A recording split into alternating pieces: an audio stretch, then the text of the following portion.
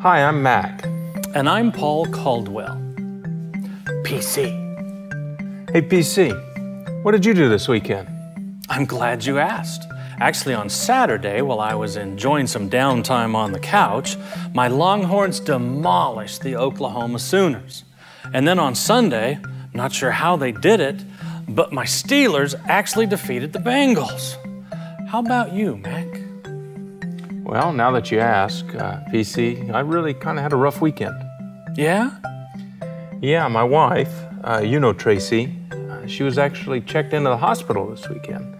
But now looking back, I have to say that really everything worked out okay. She's in the hospital and you're telling me everything's okay? Yeah, I am. You know, right at first, it was like getting the wind knocked out of you. You know, everything's really pretty scary. You know, when my life group found out, everything just seemed like it was okay. They immediately came down to the hospital and they comforted us and surrounded us.